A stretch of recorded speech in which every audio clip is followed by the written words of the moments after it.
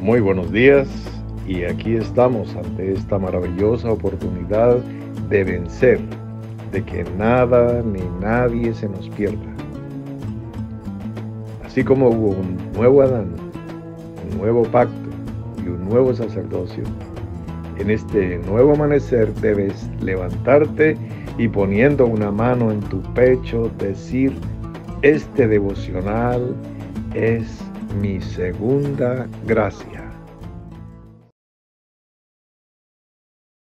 Aquí estamos para darle ampliación y desarrollo a el rápido y corto mensaje que compartimos. Titulamos Ostracismo, el término con el que se designó esa ley mediante la cual se podía juzgar y condenar a personas que manifestaran pensamientos, ideas, actitudes, así se comportaran y así enseñaran a otros. La promulgación y la difusión de ideas que se consideraran nocivas o peligrosas para el Estado. Entonces, las personas que estaban hablando abiertamente, como lo están ustedes escuchando justamente en este momento, de mí mismo, es que hablaban abiertamente y su pensamiento difiriera del pensamiento oficial, entonces se exponían a ser juzgadas y a sufrir como castigo la marginación social, el aislamiento, la exclusión. Pero la pena capital allí era el destierro. Ser separado de la comunión con los conciudadanos de la polis griega. Esta era, digamos, la máxima pena, por cuanto allí nace precisamente el concepto de la democracia, de la interacción social, de tal manera que se tomaran decisiones sumando las individualidades de un colectivo. Este es uno de los aportes, de los tantísimos aportes del pensamiento griego al mundo occidental. Entonces, bueno, se tomó el nombre de ostracismo y lo mencionamos en nuestra sección La Perla, precisamente por cuanto la ostra es el estuche natural de la perla. Exactamente. El que quiera encontrar perlas, el cazador de perlas, es una persona que se sumerge en el mar y busca las ostras, no busca las perlas, porque las perlas no están por ahí. Están las ostras y las ostras tienen una apariencia un poco tosca. En su interior está la preciosidad del nácar, hecho joya. Bueno, entonces, ostracismo por cuanto la ostra es el animal y este animal no emite ningún sonido y pues precisamente era para acallar, para silenciar al condenado y dejarlo tan mudo como una ostra. Ese es el primer concepto. Y el segundo, que justamente las balotas del conteo de votación inicialmente fueron ostras y no tenían el nombre del condenado, sencillamente a favor o en contra. Entonces, ostras de coloración clara u oscura. y se reunían los magistrados, denominados los arcontes, un nombre que tomaron los griegos también precisamente de gobernantes celestiales, seres celestiales, lo que el apóstol Pablo llama gobernaciones o potestades, que eran enviados desde el mundo superior para orientar o cuidar o juzgar algo en el mundo, en el plano terrenal. Estos eran los arcontes de ahí. Bueno, eso está salpicado y embadurnado de mitología, de gnosticismo, de muchas capas de barniz que nos dificultan conocer el color original del concepto, pero no lo imposibilitan, lo dificultan. De todas maneras, no estamos estudiando hoy los arcontes, sino la temática fundamental que tratamos en nuestra sección La Perla. Entonces, bueno, un personaje llamado Clístenes, que era uno de ellos, los arcontes los elegían inicialmente de manera democrática por periodos de 10 años. Eran como los jueces de Israel, digamos, pero organizados, y tenían junta y tenían sesiones y tenían votaciones. Eran como el Congreso. Entonces, en una obra de Aristóteles titulada La Constitución de Atenas, él registró el caso de que fue este personaje, Clístenes, quien propuso, creó e implantó durante su tiempo de magistratura esta ley en la cual estamos haciendo referencia. Entonces, tomaba el nombre de ostra por el silencio del condenado y precisamente por votar con ostras. Después, yo ahí lo mencioné, en un barrio de Atenas donde, ustedes saben, la sociedad ateniense estaba organizada por los militares, los religiosos, los pensadores o filósofos, los distintos artesanos que trabajaban el hierro, el cuero, la cerámica. Este es el que nos vamos a referir. Vivían juntos. Entonces, el gremio de los alfareros vivía en un barrio. Y ese barrio tenía en la parte posterior una colina en donde no pasaba el camión de la basura martes y jueves, ni nada de eso. La basura que desechaban los trabajadores de la alfarería, que trabajaban el barro, tenían allí sus hornos y hacían tazas, ánforas, jarras, platos, pocillos. Bueno, se trabajaba el barro. También lo trabajaban en aleaciones metálicas en otros barrios, etc. Y entonces, cuando una pieza de barro salía fallida, no cocinó bien en el horno, lo que fuera, las arrojaban a los pies o a la base de esa colina que tomó el nombre del Monte Cerámico. Y entonces allí el que quisiera un pedazo de tiesto, pues ahí había. Eso era un basurero de pedazos de barro cocido. Y entonces, pues si tú tomas un pedazo de pocillo, pues se parece a una de las partes de las conchas de una ostra, así con su ondulación, etc. Entonces, ahí, esa fue posterior, los tribunos, los jueces, los magistrados los arcontes tomaban un pedazo de barro cocido y escribían allí el nombre del acusado.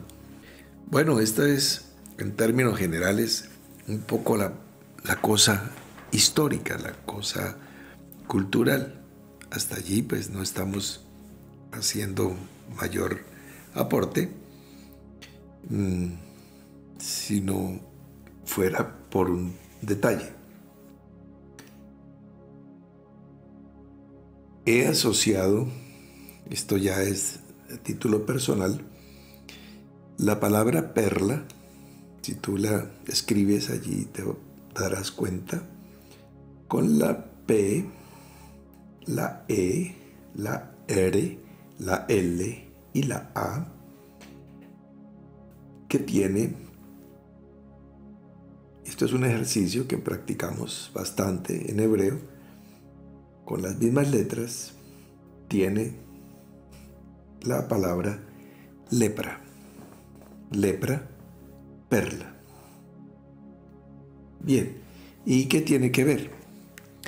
Bueno, pues precisamente que en el caso, ahora que mencioné el idioma hebreo, que en el caso de Israel, de acuerdo a la ley, la persona que presentara la sintomatología de la lepra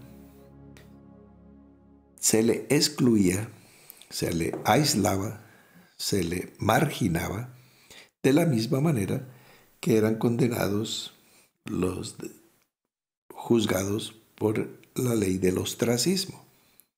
Se les sacaba del campamento, se les sacaba de la convivencia con la polis, en este caso con el campamento de Israel, si era en el desierto, o con los habitantes de la ciudad en donde se presentara el caso de la presencia de la lepra. Entonces, hay una similitud en el vocablo, perla, lepra, hay una similitud en el aislamiento de la persona que la tuviera. En el otro caso era por hablar algo que no convenía.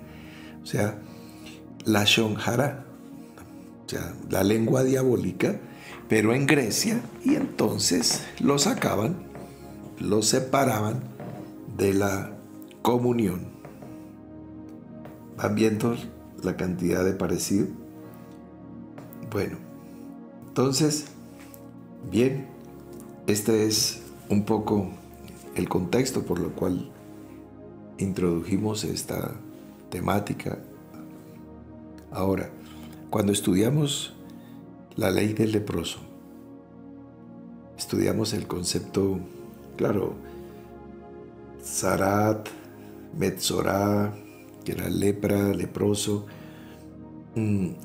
pero allí no encontrábamos la luz. La luz la encontramos en dos palabras que, así como lepra y perla, tenían esa similitud y las mismas letras con un pequeño cambio. Eran las palabras Mahalá y Mejilá.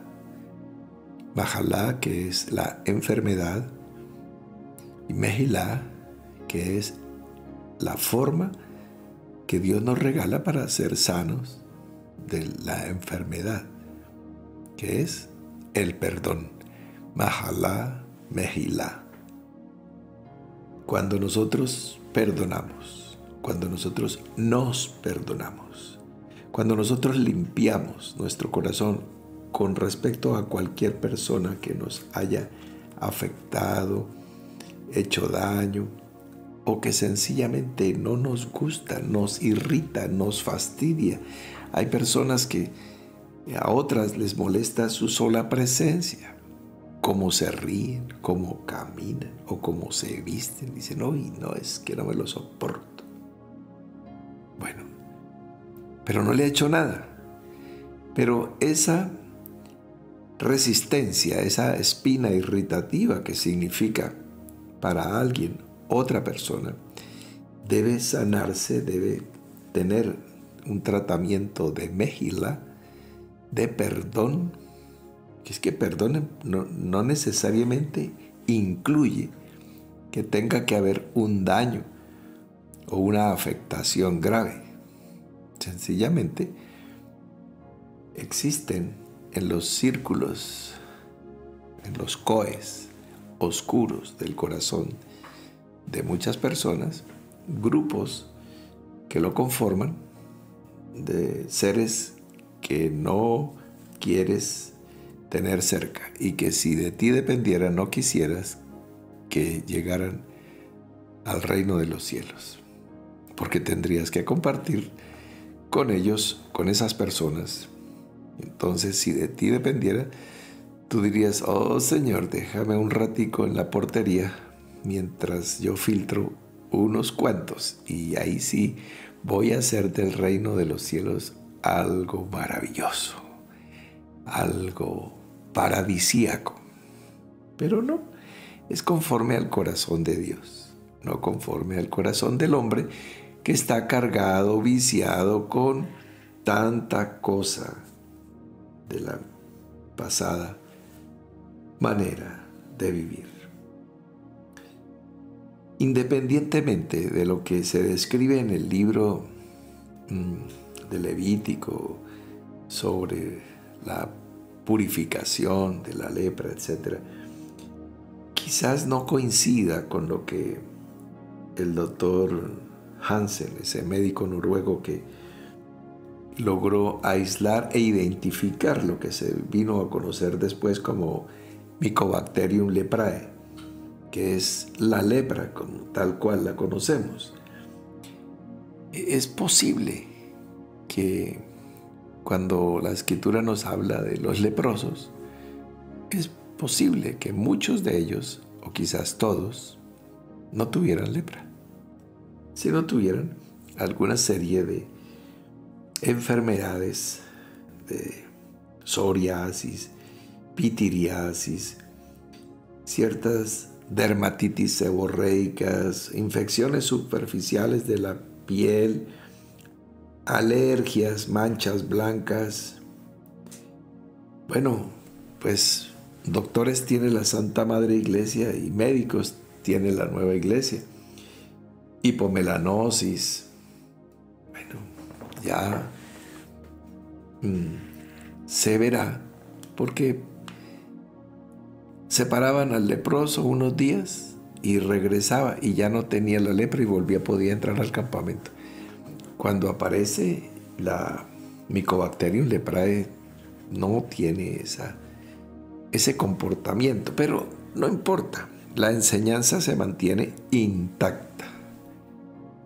No importa. Sí, se llama lepra o lupra o lopra o lapra, no importa, para lo que Dios tiene para enseñarnos. Es Mahalá, una tipología, una figura del pecado en general. O sea, el pecado en general fue tipificado, representado por la lepra, así como el mal fue representado, digamos, tradicionalmente por un animal, por un reptil, la serpiente. Y ya queda el estereotipo. Muy bien. Entonces, el pecado. El perdón. Primero, pues, el perdón de Dios para nosotros. El perdón de pecados. Mejilá. Y nosotros tenemos que perdonar como fuimos perdonados y para ser perdonados. La esencia de la sanidad de la enfermedad es el perdón. De la enfermedad del pecado y de la ley del pecado, que es la ley del pecado y de la muerte. Entonces, con la vara con que medimos, vamos a ser medidos. Si medimos con el perdón, vamos a recibir perdón. Así termina la oración que se conoce como el Padre Nuestro. Porque si vosotros no perdonáis a los que os ofenden, tampoco vuestro Padre Celestial o os perdonará vuestras ofensas. Esto es, claro, esta es la esencia del Evangelio. Muy bien, entonces, esto es un periplo. Estamos dándole una vuelta. Voy a sumarle algo que no tiene que ver con la antigua Grecia ni con el antiguo Israel. Tiene que ver con el antiguo ministerio que ya cumple 44 años de este servidor que les habla. Entonces, en 2 ocasiones de mi vida, haciendo la obra en lo que se denominó en un momento dado el territorio colombiano Oriente, la Regional Oriente. Entonces, la Regional Oriente tenía 3 ciudades capitales que eran Valledupar, Bucaramanga y Cúcuta. Eso se denominó por allá en finales del siglo XX, era la Regional Oriente. Yo fui ministro misionero en la Regional Oriente. Bueno, hasta ahí eso es historia antigua y medieval. En una ocasión, en la ciudad de Bucaramanga, salí, vivíamos allí con la hermana Nora, había comprado un apartamento en la ciudad, yo había comprado otro y vivíamos con el hermano Eric en esa hermosa ciudad que se le denomina actualmente Ciudad Bonita. En aquel tiempo no se llamaba así, se llamaba la Ciudad de los Parques, porque había muchos parques. Abajito de la carrera 28 había una especie de parquecito de zona verde donde al caer la tarde un joven emprendedor con su esposa colocaban una casetica con sillas y mesas y vendían ceviche de camarón y ostras y estas cositas, esa coctelería de mar. Entonces era relativamente cercano a donde vivíamos con el hermano Eric, y en muchas ocasiones, al final de la tarde, cuando ya está oscureciendo y está el frescor del comienzo de la noche en Bucaramanga, pasábamos por allí. Recuerdo que el vendedor era tocayo mío y entonces ya éramos clientes y yo lo saludaba: hola tocayo, hola tocayito, ¿qué desea? Y entonces, pues bueno, me gustaba cómo preparaba el cóctel de ostras y las consumía y era un cliente habitual. Comíamos. Hermano Eric prefería como ceviche de camarones, otra cosa. Yo me iba con las ostricas y en una ocasión estaba yo ahí comiendo creo que con galletas de sal, esas sodas saltinas que brindan ese complemento. Cuando estoy comiendo, cuando de pronto ¡pac!, muerdo y se me conmociona el cerebro, la cabeza, y digo: uy, Dios, que casi se me parte un diente, una muela. Bueno, el resumen de la historia es que había allí una hermosa perla envuelta entre la carne de la ostra. Eso ya de suyo pues es un milagro, porque ya ha pasado por muchos pescadores y gente que precisamente eso es lo que busca. Entonces uno va a comprar un cóctel de ostras que le vale 50 centavos y está recibiendo una perla que le vale 100 pesos. ¿Ves? Es absurdo que lo hubieran dejado allí. Pero bueno, me pareció un regalo del cielo y la guardé como un especial tesoro. Y pasados unos meses, viajamos, lo hacíamos con frecuencia, Bucaramanga, Cúcuta, porque eso era un parte fundamental del desarrollo de la obra en el oriente. Y viajamos a la ciudad de Cúcuta, y allí había un hotel que se llamaba Hotel Bolívar, que tenía en la parte de atrás como una especie de centro comercial, y allí había una plazoletica con mesas, y también había una especie de cevichería que tenía toda clase de cócteles de mar. Y como 2 o 3 meses después del suceso de Bucaramanga, pedí un cóctel de ostras en Cúcuta, y se repitió la historia. Otra vez casi se me parte un diente y busco con la lengua y saco otra perla. Esto demasiado para ser casual.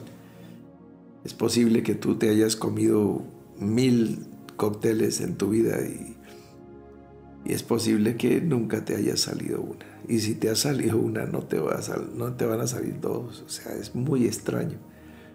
Y no estoy hablando que tú vivieras en Perú, por ejemplo, que tiene esa industria pesquera tan extraordinaria, con el Océano Pacífico lleno de riquezas. No, estamos hablando de Bucaramanga y Cúcuta, 2 ciudades del interior. No estamos hablando de que estaba con mi amigo Byron comiéndome unas ostras en Cartagena, no. En Cúcuta. Sí, allá. No. Allá hubo mar, pero hace millones de años. Sí. Y bueno, conclusión. Yo escribí un artículo que se tituló La Perla de Oriente, narrando un poco este testimonio en la revista Palabra. Entonces, bueno, todas estas anécdotas me llevaron a compendiar que coloquialmente se usa el término la perla para decir algo interesante, como un tip, como algo valioso. Mira, te tengo una perla, o sea, como algo clave. Y pues estamos compartiendo cosas de ese calibre, cosas claves. Y pues delante de 2 o 3 testigos conste todo asunto.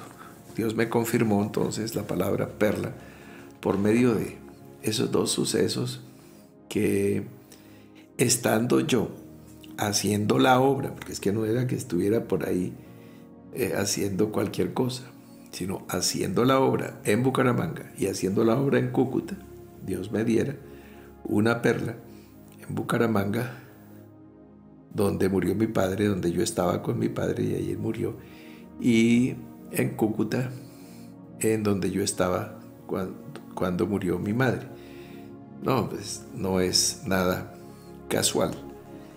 Muy bien, entonces eso les cuento, y bueno, muchas más cosas podría narrarles.